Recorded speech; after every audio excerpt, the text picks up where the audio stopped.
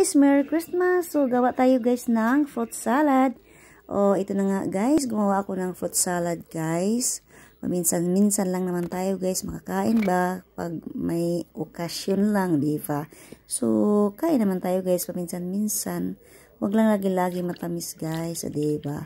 Tapos guys, una is, i-drain mo muna yung pineapple. Tanggalan nyo muna yung sabaw niya. Tapos, sunod yung kaong.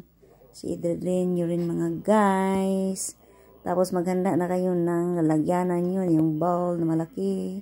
Ayan, sunod ay yung natadiko ko mga guys.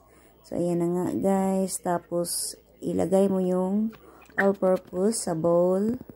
Ayan guys. Tapos, ilagay yung condensed milk.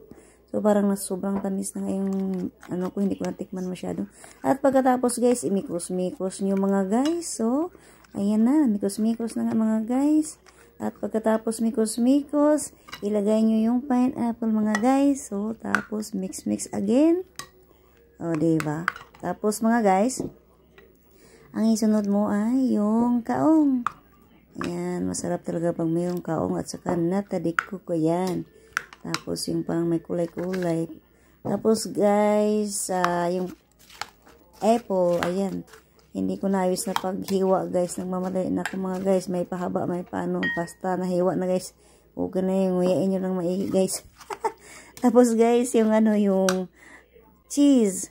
Hindi ko dinamihan, guys, ang cheese kasi hindi ako masyadong sa cheese. Tapos, ang last is all-purpose cream. So, syempre, dapat dalawa yung cream nyo guys para creamy. Para masarap pag creamy guys. So, diba? Kung isa lang kasi guys, parang kulang siya. Hindi siya creamy. So, masarap kasi kainin talaga pag, diba? Tingnan nyo naman guys. Kain tayo! So, yan lang mga guys. Thank you for watching.